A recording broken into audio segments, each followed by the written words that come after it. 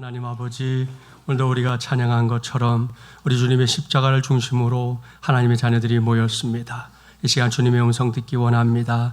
듣고 깨닫게 하시고 세상 흉흉하다 탄식하지 않고 말씀으로 승리하는 삶을 이어갈 수 있도록 우리 가운데 역사하여 주시옵소서. 예수님의 이름으로 기도하옵나이다. 아멘. 서로 축복하겠습니다. 신앙 인물에게서 배웁시다. 지난주 축복했던 것 떠올리며 축복합시다. 당신은 나입니다.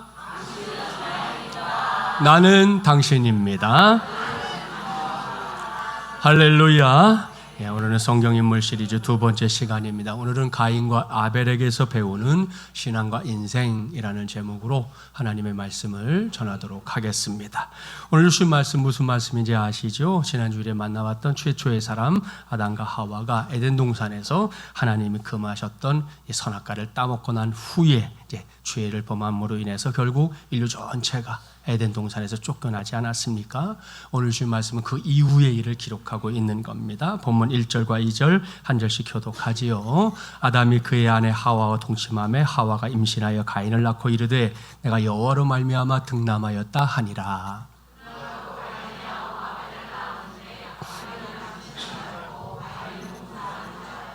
아멘. 사랑하는 마중물려난 가족 여러분, 아담과 하와 사이에서 두 아들이 태어났습니다. 그들의 이름은 익숙하지요. 첫째 아들은 가인, 둘째는 아벨입니다. 세상의 모든 부모가 그러하듯 아담과 하와는 두 아들의 출생을 이렇게 지켜보면서 매우 기뻤을 겁니다. 두 녀석이 앞으로 걸어가게 될 인생길을 생각하면서 나름 기대감도 갖게 됐을 거예요.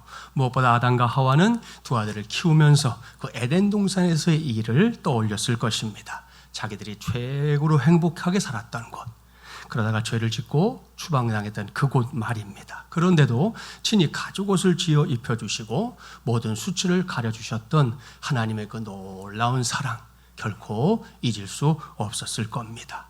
이건 단지 김진철 목사의 상상력이 아닙니다. 첫 아들을 낳고 하와가 했던 말을 보면 그 사실을 확인할 수 있어요. 본문 1절을 다시 보세요. 가인이 태어났을 때 하와가 뭐라고 말했습니까? 내가 여호와로 말미암아 득남하였다. 자, 이것이 하와의 고백이었고요. 이건 아담의 고백이기도 했습니다. 그렇게 하나님의 은혜를 힘입어 세상에 태어난 사람이 바로 가인이고 아벨입니다. 두 사람은 이제 한 집안에서 이제 형제로 자랐습니다. 나이가 들었으니까 어느 시점에는 또 각각 직업도 가지게 됐어요. 장남인 가인은 농사를 짓는 사람이 됐고요. 차남인 아벨은 양을 길렀습니다. 그리고 두 아들은 성장 과정에서 부모로부터 여호와 하나님을 경외하는 신앙도 배웠을 겁니다. 이건 역시 말씀으로 확인이 가능합니다. 본문 3절 4절 교독해 볼게요. 세월이 지난 후에 가인은 땅의 소산으로 제물을 삼아 여호와께 드렸고,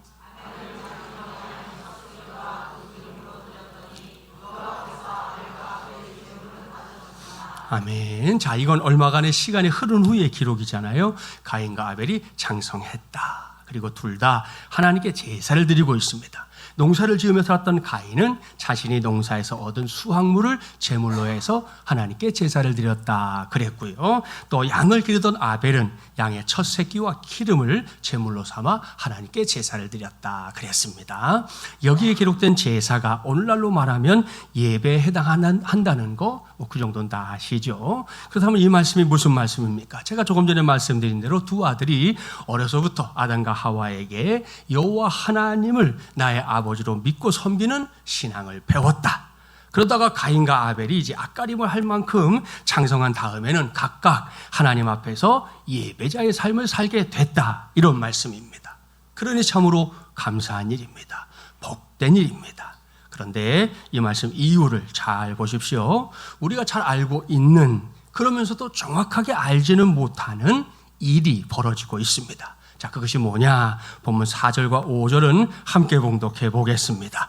아벨은 자기도 양의 첫 새끼와 그 기름으로 드렸더니 여호와께서 아벨과 그의 제물은 받으셨으나 가인과 그의 제물은 받지 아니하신지라 가인이 몹시 분하여 안색이 변하니. 아하, 여기에 당혹스러운 일이 일어나고 있습니다. 이미 말씀드린 대로 가인과 아벨이 장성한 후에 하나님 앞에 제사를 올려드렸어요. 거기까지는 아무런 문제가 없습니다. 방금 말씀드린 대로 감사한 일이고 또한 복된 일입니다. 우리의 자녀손들이 오늘 같은 주일이 됐을 때 부모 혹은 조부모 근심시키지 않고 아버지 어머니 저 예배드리러 갈게요. 할아버지 할머니 예배하고 올게요. 그러고 가면 얼마나 기쁘고 감사한 일이에요. 두말할 게 없잖아요. 틀림없습니다. 그런데 여기서 의아스러운 건 그 제물을 받는 대상인 하나님께서 장남인 가인과 그의 제물은 받지 않으셨다. 차남인 아벨과 그의 제물만 받으셨다는 사실입니다. 그러니 이거 당혹스러운 일 아닙니까? 그동안 이 말씀과 관련해서 많은 해석들이 있었습니다. 아울러 많은 설교자들이 이 말씀을 본문으로 삼아서 여러 모양으로 메시지를 전하기도 했어요. 그렇다면 그 메시지의 핵심 포인트가 뭐냐? 주로 제물의 종류에 초점을 맞추는 해석입니다. 가인의 제물이 곡식이었고요. 아벨의 제물은 양의 첫 새끼였기 때문인데요. 이렇게 제물의 종류를 나눈 후에 피의 희생이 있고 없고가 문제였다. 이런 해석이 대부분입니다. 물론 이런 해석이 몽땅땅 틀린 건 아닙니다. 그렇다고 해서 정확한 해석이냐? 그것도 아니에요. 여기서 우리가 먼저 떠올려야 할 게 있습니다. 그것은 가인과 아벨의 시대가 성경을 놓고 볼 때 구약 성경인 레위기가 기록되기 이전 시대라는 사실을 우리가 떠올려야 합니다. 자, 레위기가 어떤 말씀입니까? 레위기는 전체가 하나님께 올려드리는 제사에 관한 말씀이에요. 레위기를 보면 하나님께 제사를 드릴 때 사용하는 제물의 대부분이 뭡니까? 소나 양이나 염소 등등이라는 거 확인할 수 있습니다. 그렇다면 가인과 아벨의 시대, 이 시대는 희생 제물에 관한 규례, 그러니까 이 레위기가 우리에게 보여주는 대로 그 규례가 정해진 시대인가요? 안 정해진 시대인가요? 안 정해진 시대입니다. 아직 레위기는 쓰여지도 않은 때란 말입니다. 자, 그런데도 피의 희생이 없는 제물이기 때문에 하나님께서 가인의 제물을 그 제사를 받지 않으셨다. 이렇게 주장하는 건 좀 지나친 주장이라는 거예요. 게다가 이렇게만 말씀을 전한다면 자칫 하나님을 제식주의자를 싫어하고 육식주의를 선호하는 분으로 오해할 가능성도 있습니다. 자, 레위기 2장을 보면 소제라고 하는 제사가 나오는데요. 그 제사는 단 한 방울의 피도 없는 가인처럼 순수하게 곡식만으로 드리는 제사입니다. 그렇다면 하나님께서 그런 제사를 받으시는데 받으실 때 떨떠름하게 받으셨을까요? 아닙니다. 하나님은 소제도 매우 기쁘게 받으셨습니다. 이런 사실로 미루어 볼 때 하나님께서 제물의 종류 때문에 가인의 제사는 받지 않으시고 아벨의 제사는 받은 것이다. 이렇게 주장하면 좀 곤란하다는 거예요. 그렇다면 무엇이 문제였느냐? 이 질문에 대한 해답. 성경이 해답을 주니 참 고마운 일이에요. 신약 성경인 히브리서 11장, 우리가 믿음장이라고 불리는 말씀에 가보면 나옵니다. 자막을 조금 이따 보시고 찾아봅시다. 자, 4절 말씀을 보려고 하는데요. 신약 364쪽. 히브리서 11장 4절 말씀을 볼 거예요. 364쪽. 성경이 무슨 답을 주고 있나 우리가 관심을 가지고 찾아보세요. 그리고 밑줄 쫙 가시면 좋을 말씀이에요.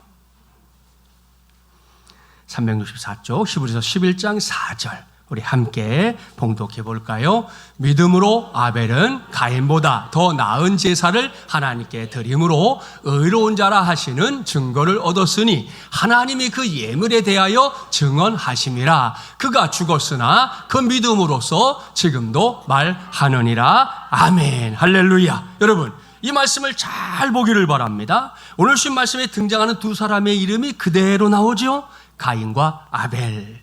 여기서 하나님께서 이들과 관련해서 히브리서 기자를 통해 분명하게 밝히는 사실이 있습니다. 그것은 하나님께서 채식을 싫어하시고 육식을 좋아하셔서 가인의 제사는 받지 않고 아벨의 제사는 받으신 게 아니라는 겁니다. 그렇습니다. 우리 하나님 그렇게 시시한 하나님 아니에요.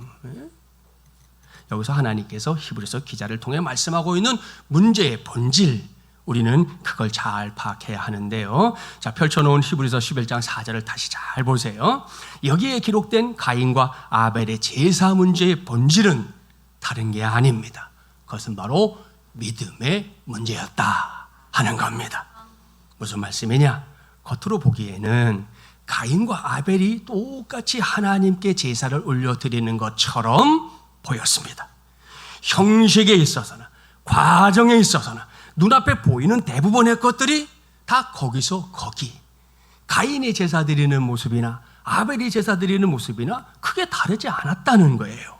단지 제물의 종류만 달랐습니다. 자, 이것이 사람들이 볼 수 있는 전부입니다. 그런데 히브리서 기자가 지적하고 있는 거, 자, 그건 하나님도 지적하시는 건데요. 그 지적에 따르면 가인에게는 하나님께 제사해야 한다는 확고부동한 믿음이 없었다는 겁니다. 쉽게 말할까요?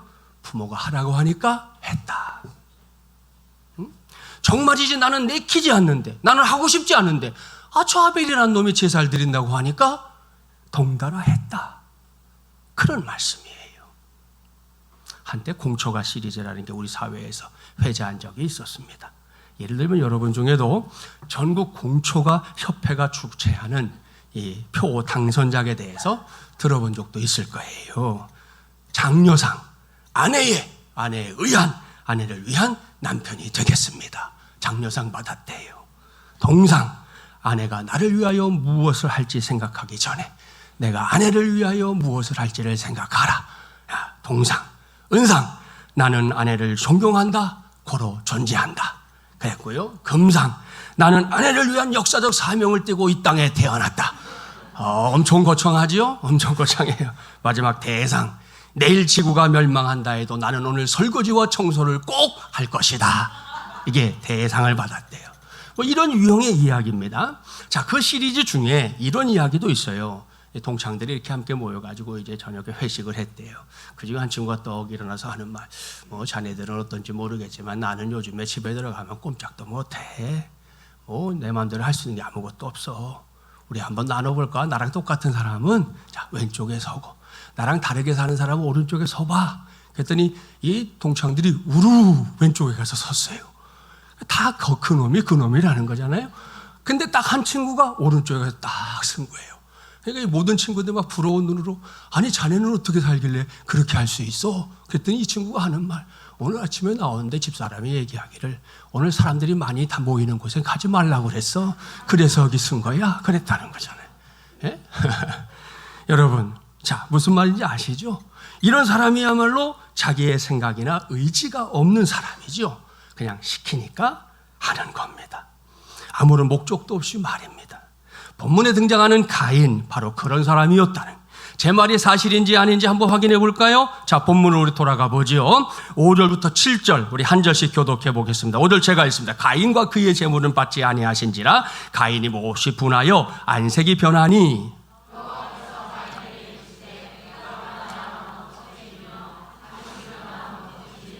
함께 봉독할까요? 내가 선을 행하면 어찌 낯을 들지 못하겠느냐? 선을 행하지 아니하면 죄가 문에 엎드려 있느니라. 죄가 너를 원하나 너는 죄를 다스릴지니라. 아멘. 보십시오. 무슨 말씀입니까? 가인의 마음이, 가인의 믿음이 하나님께 제사할 준비가 되어 있지 못한 상태라는 겁니다. 그런 마음으로, 그런 믿음으로 아무런 기대감도 없이 제사를 드려놓고는 결과에 대해서는 하나님을 원망하는 거예요. 방금 말씀 봉독했는데요. 성경은 가인이 하나님 앞에서 씩씩거렸다는 거예요. 그런 표현은 없어요. 근데 읽어보면 알 수 있죠. 하나님 앞에서 씩씩거렸고 안색이 어떻게 됐다? 변했대요. 기분 나쁨, 나 화났음, 이렇게 변했다는 거예요. 자, 그뿐이 아닙니다. 오늘 주신 말씀 직후에 어떤 일이 일어났는지 아시죠? 그 사건은 조금 있다가 살펴보겠습니다. 여기서는 가인만 주목해 주십시오. 오늘 쭉 말씀 전했는데 가인은 하나님께 제사를 올려드린 사람이에요. 오늘날로 말하면 하나님께 예배했던 사람. 지금 여러분과 다르지 않고 더 축약해서 말한다면 하나님께 기도하겠다고 뭔가를 하긴 했던 사람이라는 말씀입니다. 그런데 그러한 가인에게 중차대한 문제가 있었습니다. 가인은 하나님께 기도하는 거, 그것이 필요하다는 걸 지식적으로 알고 있었어요. 그동안 부모님에게 하나님을 믿는 신앙에 대해서 배웠잖아요. 자, 그래서 그렇게 사람이 하나님께 기도하며 살아야 한다는 거 이성적으로 알고 있었고요. 나름대로 이해하고 있었을 겁니다. 그런데 그게 다였다. 그렇습니다. 가인은 자신이 하나님께 기도해야 한다는 건 알았지만 그걸 좋아하지는 않았습니다. 그러니 하나님께 기도할 때마다 그걸 기쁜 마음으로 했을리 만무합니다. 그렇다면 하나님 앞에서 기쁨이 사라진 가인의 마음속에 남아있는 건 무엇이겠습니까? 그건 시베리아의 바람으로 가득 찬 냉랭한 뿐이었습니다. 무관심한 마음뿐이었다는 말씀이에요. 그런 마음가짐으로 하나님 앞에 제사를 올려드린다고 하루 종일 동분서주하기는 했어요. 그렇게 뭔가를 한다고 열심히 흉내내기는 했는데요, 그 결과가 뭐다? 그야말로 아무것도 아니었다는 겁니다. 그러자 가인이 제일 먼저 한 게 뭡니까? 자신과 아벨을 비교하는 엉터리 같은 비교의식에 빠져버린 것이에요. 그렇습니다. 가인은 자기 자신으로 만족할 줄 몰랐습니다. 자기에게 이미 주어져 있는 것을 놓고도 감사할 줄 몰랐어요. 그런 생각과 마음으로 타인과 자신을 굳이 비교했고요, 그 다음에는 스스로 비참함에 빠져드는 고약한 비교의식에 잠식당하고 말았습니다. 그때 가인은 아벨을 보면서 분명히 이렇게 생각했어요. 쭈구리, 저 녀석 봐라. 지가 언제부터 하나님하고 친했다고.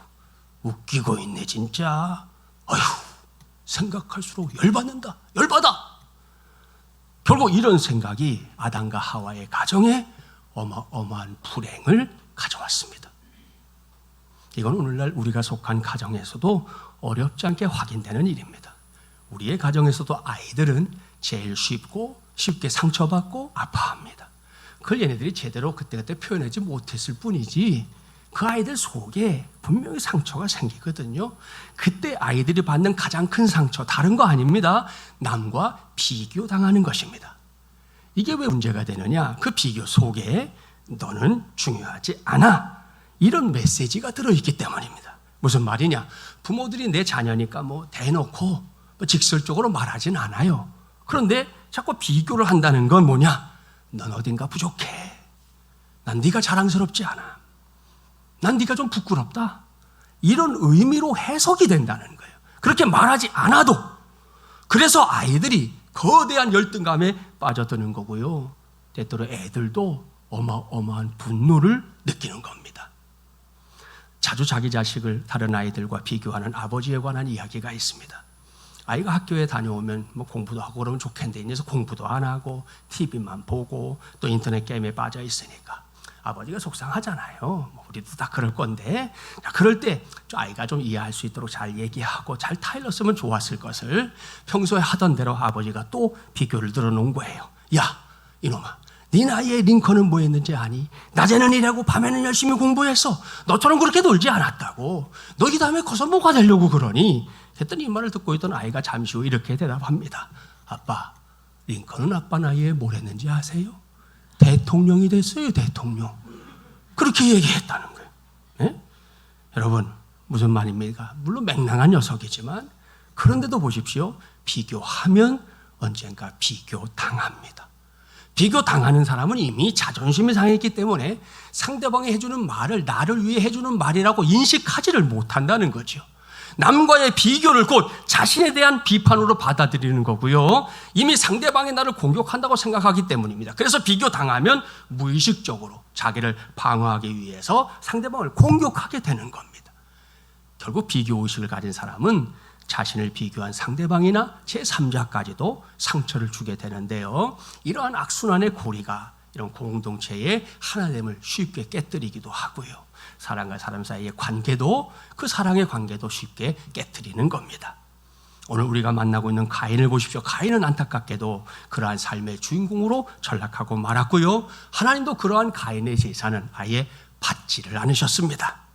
그렇다면 아벨은 어땠습니까요? 이미 말씀드린 대로 아벨은 가인과 달리 믿음으로 하나님께 제사를 올려드린 사람입니다. 그러니까 아벨은 하나님께서 나의 기도를 들으신다, 이런 믿음으로 하나님 앞에 나아가서 기쁜 마음으로 하나님께 기도했던 사람이었다는 말씀입니다. 그러한 아벨의 신앙은 부모님이 시키니까 마지못해서 하나님께 기도하는 그런 신앙이 아니었습니다. 가인처럼 다른 누군가와 비교하면서 무엇이든 자기가 더 잘해야 하고 자기가 더 칭찬받아야 하고 자기가 더 많은 걸 누려야 한다는 식의 엉터리 같은 생각에 사로잡힌 모습도 아니었습니다.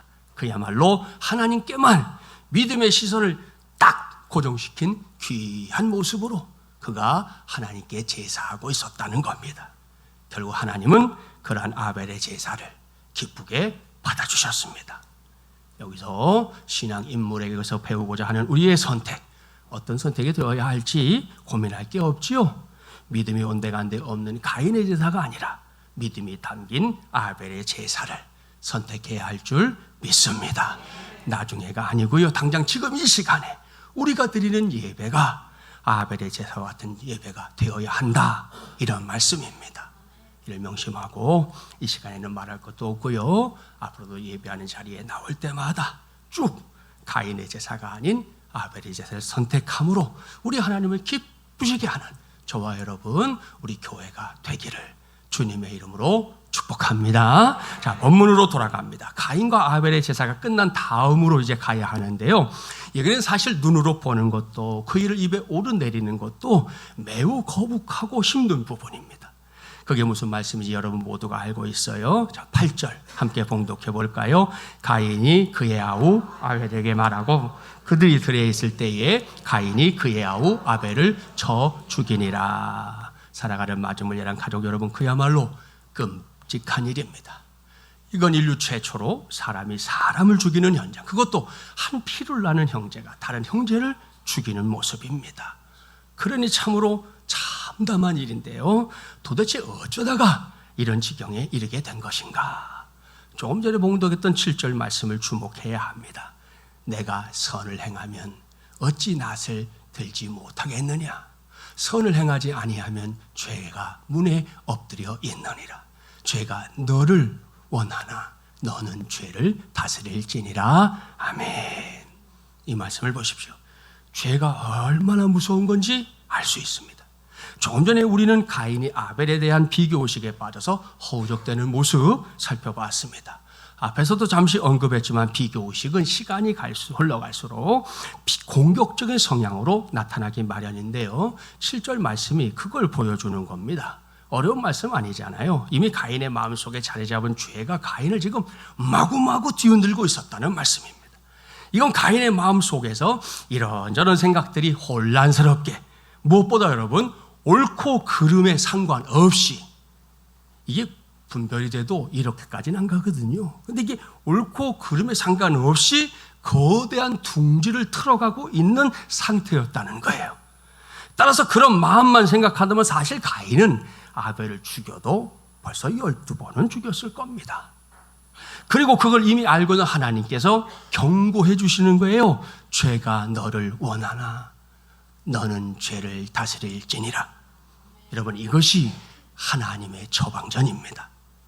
아벨 때문에 지금 끙끙거리고 있는 가인을 긍휼히 여기셔서 알려주신 해결책. 그런데 가인 이 대목에서 어떻게 했습니까? 그는 하나님의 음성에 귀를 기울이지 않았습니다. 지난 주일에 제가 만물의 영장답게 살자 그랬죠. 여기서 가인이 발휘했어야 할 것 역시 만물의 영장다움이었습니다. 옳습니다. 가인은 만물의 영장답게 죄도 다스렸어야 했습니다. 그런데 가인은 그러지 못했습니다. 아니, 그렇게 하질 않았습니다. 가인은 안타깝게도 자기가 다스려야 할 죄에 걸려서 더 크게 넘어지고 있습니다. 가인은 그런 마음으로 어느 날 동생 아벨에게 야, 잠깐 나와봐 하고 꼬여냈어요. 그리고 한적한 들판으로 데리고 갑니다. 그 다음에 사방을 살피다가 아무도 없는 게 확인되니까 그 순간 자기의 동생을 쳐서 죽이고 말았습니다. 사랑하는 여러분, 여기서 우리가 주목해야 할 것은 이러한 가인의 죄가 하루아침에 혹은 한순간에 이루어진 게 아니라는 사실입니다. 최후에 드러난 것이 동생인 아벨을 죽인 것일 뿐, 이건 오래전부터 가인의 마음속에 죄가 차곡 쌓인 결과였다는 말씀이에요. 여기서 우리도 솔직하게 말해봅시다. 저도 여러분도 누군가를 미워하거나 시기하거나 혹은 싫어했던 경험들이 있습니다. 이 대목에서 나는 아닌데 이런 표정 지으면 곤란해요. 에? 목사만 그런가요? 우리 모두가 다 그래요. 이런 감정들이 내 안에 생기는 거, 그건 어찌 보면 자연스러운 겁니다. 사람인데 뭐 그렇잖아요. 문제는 그런 감정들이 사탄의 도구로 전락하는 거, 거기에 있고요. 우리 모두는 그러한 부정적인 감정이 사탄에 의해서 죄의 뿌리가 되는 거, 그것만큼은 주의하고 그것만큼은 조심해야 할 줄 믿습니다. 이게 무슨 말인지 깨닫게 해주는 한 목사님의 그 체험담이 있어요. 영국의 유명한 부흥 전도사였던 이 로랜드 힐 목사님이 어느 날 이제 거리를 걸어가는데요. 여러 마리의 돼지들이 마치 그 양이 목자를 따라가듯이 한 사람을 쫄쫄쫄쫄 따라가는 걸 봤습니다. 호기심이 생긴 목사님, 돼지들의 뒤를 따라가 봤어요. 도대체 어디로 가는 거지? 하고 가봤더니 그 사람이 돼지들을 이끌고 간 곳은 다른 곳이 아니라 놀랍게도 도살장이었습니다. 그런데도 돼지들이 아무런 반항 없이 그 안을 쑥 따라 들어가더라는 거예요. 그 광경이 너무 놀랍고 신기해서 목사님이 그 자리를 떠나지 않고 그 사람이 나오길 기다렸어요. 이내 그 사람이 나오니까 물은 거죠. 여보시오, 내가 아까부터 보니까 여기는 돼지들의 도살장인데도 당신이 돼지들을 데리고 이렇게 오는 걸 내가 봤는데 어떻게 해서 저 돼지들이 이 무서운 도살장까지 올 수 있도록 능수능란하게 데리고 왔습니까? 그렇게 얘기했더니 질문에 그 사람이 대답해요. 그거요, 제게는 비결이 하나 있습니다. 보시다시피 저는 완두콩 바구니를 들고 오면서 계속 몇 알씩 흘려줬습니다. 그러면 저 녀석들은 그걸 먹느라 아무 생각 없이 저를 끝까지 따라와 준답니다. 그랬다는 거예요. 그 순간 이 힐 목사님이 깨달음을 얻었다는 거죠. 그리고 그 후에 설교하면서 그 돼지들의 이야기를 예화로 들면서 이렇게 말했습니다. 성도 여러분, 바로 그겁니다. 그것이 마귀가 우리를 유혹하는 방법입니다.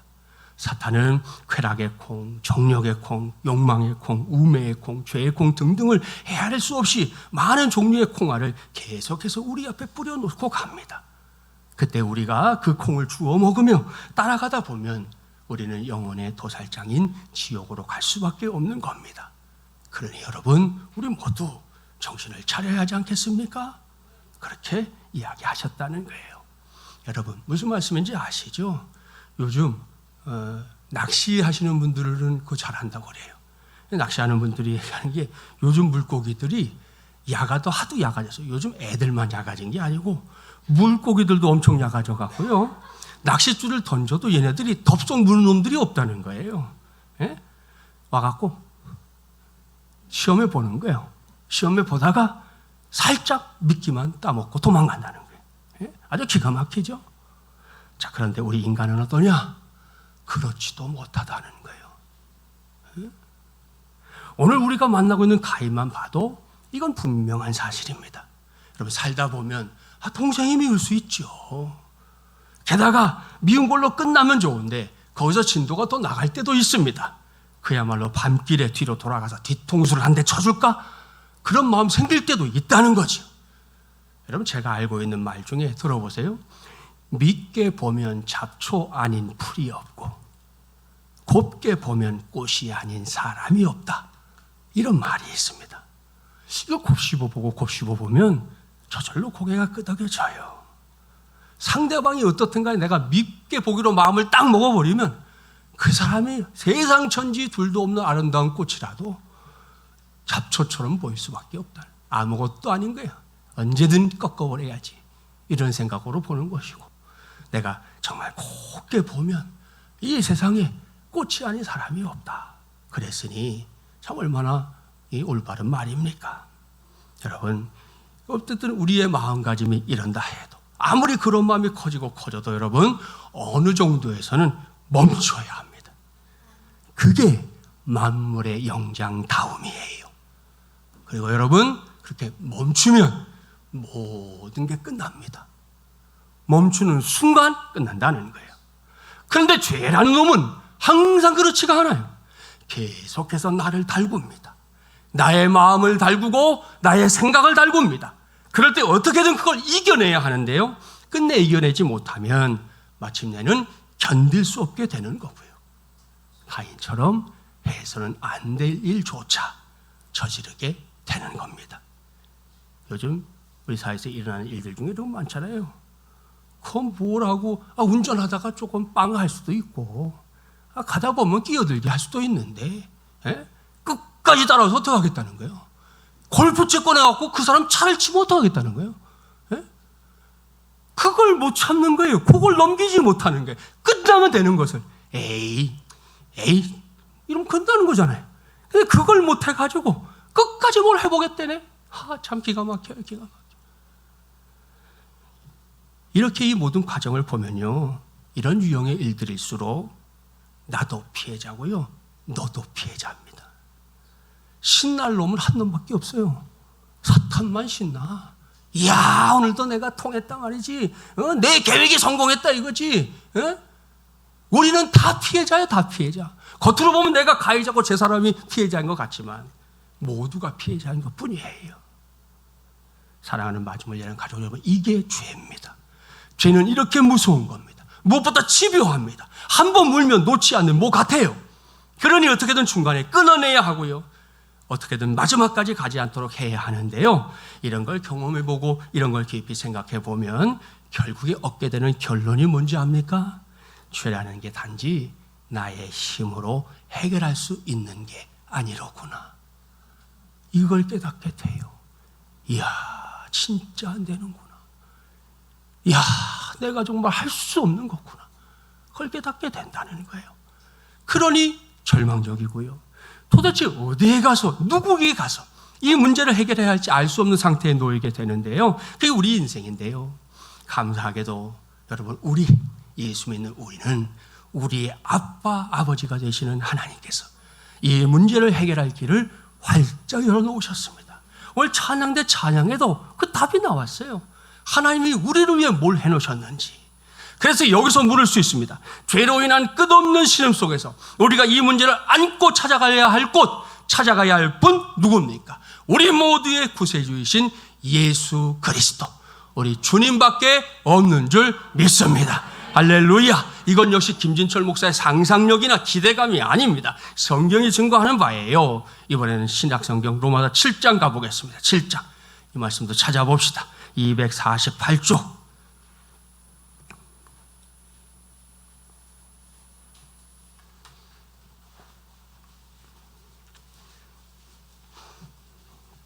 제가 하는 얘기가 아니고 성경에 뭐라고 하나, 거기 우리 관심 가져주세요. 자, 7장 21절부터 24절이에요. 248쪽. 우리가 지금 고민하는 문제를 먼저 겪은 사람의 이야기입니다. 자, 21절부터 24절 248쪽 제가 먼저 읽어볼게요. 그러므로 내가 한 법을 깨달았노니 곧 선을 행하기 원하는 나에게 악이 함께 있는 것이로다. 내 지체 속에서 한 다른 법이 내 마음의 법과 싸워 내 지체 속에 있는 죄의 법으로 나를 사로잡는 것을 보는도다.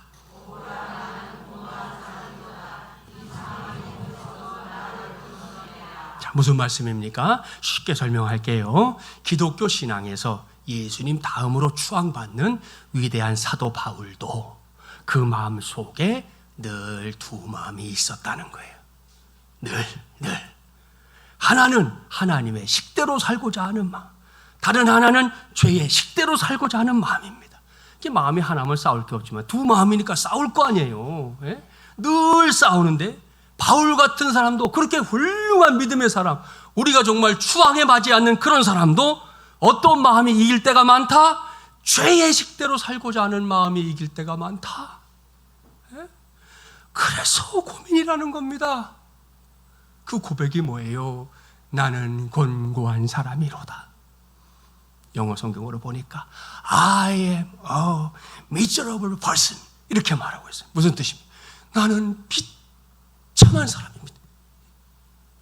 이 싸움이 늘 하나님의 시기 이기면 좋겠는데 그렇지 못한 삶을 너무 많이 사니까 내가 사도라고 다른 사람한테 서서 말하는 것도 부끄럽고 내가 사는 게 너무 비참하다는 거예요. 더 쉽게 표현해 볼까요? 나는 죄 때문에 미치고 발딱 뛸 인생이다 이겁니다. 지금 미쳐버리겠다는 거예요. 그럼 여기가 끝이냐? 감사하게도 그건 아닙니다. 로마서 7장에는 지금 아직 읽지 않은 말씀 한 절이 남아 있어요. 자, 25절 말씀 함께 봉독해 봅시다. 우리 주 예수 그리스도로 말미암아 하나님께 감사하리로다. 그런즉 내 자신이 마음으로는 하나님의 법을, 육신으로는 죄의 법을 섬기노라. 아멘. 자, 이 말씀을 주목하십시오. 우리 주 예수 그리스도로 말미암아 하나님께 감사하리로다. 우리말 성경에서는 번역에 좀 빼먹은 게 있어요. 이 말씀도 영어 성경으로 보면 Jesus Christ will rescue me 이렇게 돼 있어요. 자, 무슨 말입니까? 예수 그리스도가 나를 구해 주실 것이다. 자, 이런 말씀인데요. 여기서 주목해야 될 게 rescue라고 하는 단어입니다. 자, rescue가 뭐냐? 제가 사진을 준비했어요. 자, 첫 번째 사진 뭔지 아시죠? 119 구급대. 그죠? 예, 두 번째 사진. 자, 두 번째 사진 넘어가 볼까요? 그 다음 거는 그 화면에다 커서를 놓고 엔터 해야 돼요. 예, 그렇죠. 예. 자, 해양 구조대 레스큐 보이죠? 예? 자, 마지막 사진. 자, 저 위에 헬기가 뜨는데 꼬리에 뭐가 써 있어요? 레스큐 돼 있죠? 구조 헬기. 자, 이 모두가 뭐예요? 사람의 목숨이 경각에 달하는 상황에서 사람을 구해내는 걸 목적으로 하는 거라는 거 다들 아시죠? 그럴 때 사용되는 공통된 단어가 뭐라고요? 레스큐. 네? 구하다, 구조하다, 구출하다 그런 뜻입니다. 그러니 여기서 결론을 낼 수 있습니다. 죄로 인해 늘 내 안에 있는 두 마음 때문에 정말이지 미치고 발딱발딱 뛸 인생인 사도 바울을 그 자리에서 구조해 주신 분, 구출해 주신 분이 누구냐? 오직 예수 그리스도이시다. 할렐루야. 마찬가지입니다. 우리로 하여금 죄와 싸울 수 있게 하는 분, 죄를 멀리할 수 있도록 역사하는 분, 전국에는 죄에서 구출해 주시고 그 싸움에서 이기게 하시는 분, 그분이 누구냐? 오직 예수 그리스도이시다. 할렐루야. 가인이 이걸 알았다면 얼마나 좋았을까요? 하지만 가인은 그런 인물이 아니었어요. 오늘 본문 9절 말씀에 따르면 가인은 동생을 죽이고 나서 하나님 찾잖아요. 가인아, 아벨이 어디 있냐? 그렇게 물으시는데 그 물으시는 하나님 앞에 고개를 숙인 게 아니고 대들고 있어요. 내가 너를 지키는 자입니까? 그 놈이 어디 있는지 내가 알 게 뭡니까? 이렇게 덤비고 있어요. 이것이 악한 인간의 모습입니다. 수긍할 줄 모릅니다. 시인하지 않습니다. 인정하지 않습니다. 그런데도 하나님은 이러한 가인을 사랑하셨습니다. 잠시 후에 죄로 인한 두려움이 급습했어요. 가인이 벌벌벌 떨어요. 그때 가인에게 하나님이 은혜를 베풀어 주시죠. 15절 말씀 함께 봉독해 봅니다. 여호와께서 그에게 이르시되 그렇지 아니하다. 가인을 죽이는 자는 벌을 7배나 받으리라 하시고 가인에게 표를 주사 그를 만나는 모든 사람에게서 죽임을 면하게 하시니라. 아멘. 가인은 아벨을 죽인 후에 자기도 누군가에게 죽임을 당할 것이라는 두려움에 사로잡혔습니다. 그러한 가인을 보면서 우리 같으면 쌤통이다. 네가 한 짓이 있으니까 쌤통이다. 그럴 것 같잖아요. 그런데 하나님은 아닙니다. 하나님은 가인을 보호해 주셨습니다. 가인이 이뻐서요? 아니요. 가인에게 다시금 기회를 주고자 하심입니다. 그러니 우리 하나님 참 좋으신 하나님인 거 틀림없습니다. 말씀을 마무리합니다. 저는 오늘 가인과 아벨에게서 배우는 신앙과 인생이라는 제목으로 하나님의 말씀을 전했습니다. 매사에 그리고 매주일 우리의 선택은 덩달아의 믿음인 가인의 제사가 아니라 확실한 믿음이 담긴 아벨의 제사여야 할 줄 믿습니다. 그리고 죄에 관한 문제에 있어서 사탄의 속삭임에 빠져들지 않도록 주의해야 됩니다. 우리 모두가 죄에 장악당하는 존재가 아니고 그 죄를 다스려야 할 만물의 영장이라는 거 우리 잊지 맙시다. 무엇보다 죄와 관련해서 우리가 제일 먼저 찾아가야 할 분, 그분은 바로 우리를 억만죄악에서 건져주시는, 구출해주시는 주 예수 그리스도뿐인 줄 믿습니다.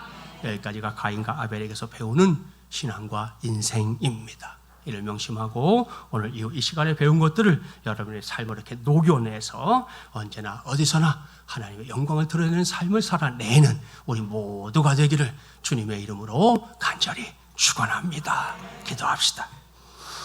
전능하시고 자비로우신 하나님 아버지, 오늘도 예배 가운데 하나님의 말씀을 듣게 하시니 감사합니다. 오늘 우리에게 가인과 아벨의 삶을 직면하게 하신 하나님, 우리 모두가 두 사람의 신앙과 인생에서 배울 걸 배울 수 있는 은혜 꼭 베풀어 주시옵소서. 먼저 이 시간은 물론이고 하나님 앞에 나아갈 때마다 가인처럼 감동 없는 예배자의 자리에 서지 않기를 원합니다. 아벨처럼 하나님이 지금도 살아계시고 나의 기도, 나의 예배를 얼마나 기쁘게 받으시는지를 확실하게 믿는 믿음으로 하나님께 구하고 하나님께 예배하는 모든 마중물 예랑 가족들 되게 하여 주시옵소서. 그래서 우리의 기도, 우리의 예배가 아벨의 제사처럼 하나님이 기쁘게 받으시는 기도와 예배 되게 하여 주시옵소서. 또한 가인처럼 아무짝에도 쓸모없는 비교의식에 빠져서 신앙을, 인생을 낭비하지 않게 하시고 죄에게 장악당하는 인생 되지 않게 하여 주시옵소서. 언제든 어디에서든 죄의 문제는 억만 죄악으로부터 우리를 구원해 주신 주 예수 그리스도 앞에 들고 나아가게 하시고 주님이 주시는 힘과 능력으로 모든 죄를 다스릴 수 있도록 오 성령이시여 우리 가운데 충만하게 역사하여 주시옵소서. 그래서 우리 모두가 새롭게 시작되는 이번 한 주간도 하나님의 영광을 드러내며 살게 하여 주시옵소서. 이 모든 말씀 우리의 구원자가 되시는 주 예수 그리스도의 이름으로 간절히 기도하옵나이다. 아멘.